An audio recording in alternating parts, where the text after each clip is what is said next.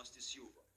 Foi o mais duro ato da ditadura militar, que fechou o Congresso, caçou políticos, suspendeu direitos, instituiu a censura à imprensa e levou à tortura e morte de presos políticos. A gente, em algum momento, tem que encarar de frente isso daí. Vai chegar um momento em que a situação vai ser igual ao final dos anos 60 no Brasil, quando sequestravam aeronaves, quando sequestravam-se grandes autoridades, cônsules, embaixadores, execução de policiais, de militares. Se a esquerda radicalizar esse ponto, a gente vai precisar ter uma resposta. E uma resposta, ela pode ser via um novo AI-5, pode ser via uma legislação aprovada através de plebiscito, como ocorreu na Itália. Alguma resposta vai ter que ser dada, porque é uma guerra assimétrica. Não é uma guerra onde você está vendo o seu oponente do outro lado e você tem que aniquilá-lo, como acontece nas guerras militares. É um inimigo interno de difícil identificação aqui dentro do país. Espero que não chegue a esse ponto, né? Mas a gente tem que estar atento. As reações às declarações de Eduardo Bolsonaro foram imediatas e contundentes. Vieram dos mais diferentes setores da sociedade.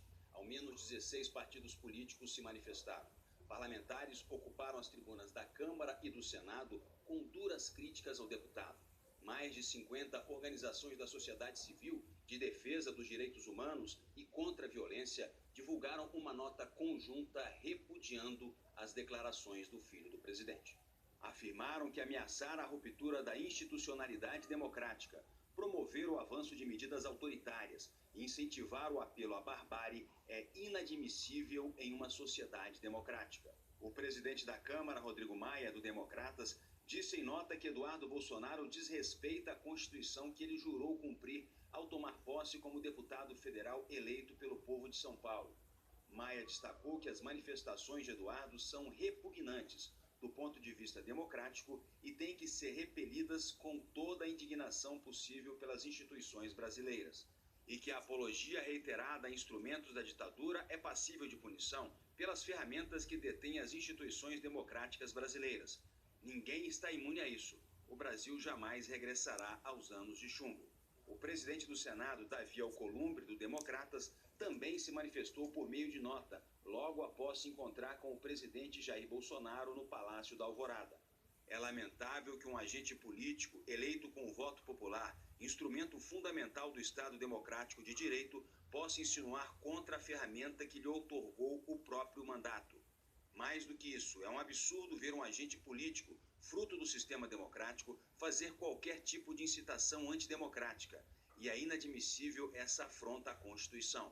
Não há espaço para que se fale em retrocesso autoritário. Deputados de partidos governistas e de oposição condenaram as declarações de Eduardo Bolsonaro. É um comentário que ofende a democracia, agride o bom senso e, além do mais, é um comentário que não contribui em nada para o momento em que o país vive, onde a estabilidade política é fundamental para que possamos avançar nos temas realmente importantes para o país. É um atentado à democracia. Tem coisas que, mesmo os mais retrógrados, quando pensam nessas coisas, devem se abster de se manifestar. E o que a gente vê é algo que realmente é atentório à nossa democracia. É uma fala que atenta criminosamente contra o Estado democrático de direito e revela o absoluto despreparo enquanto homem público para a atividade político-partidária num Estado democrático como vivemos hoje no Brasil. A reação também veio de dentro do PSL, partido liderado na Câmara por Eduardo Bolsonaro. Em pleno século XXI, falar em ato institucional é algo inimaginável. O Brasil buscou a democracia e hoje vive e respira uma democracia. O ato institucional de 1968 não cabe mais hoje nos tempos atuais. Os partidos de oposição afirmaram que o deputado quebrou o decoro e vão ao Conselho de Ética da Câmara. O deputado está usando a imunidade parlamentar para defender o fim da democracia, para ameaçar o parlamento, para atacar a Constituição que ele jurou defender. Por essa razão, nós vamos pedir na semana que vem a cassação do seu mandato.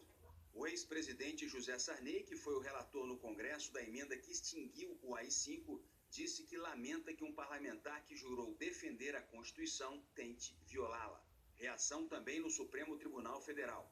Ao blog da repórter Andréa Sadi, O ministro Marco Aurélio considerou preocupante a declaração de Eduardo Bolsonaro.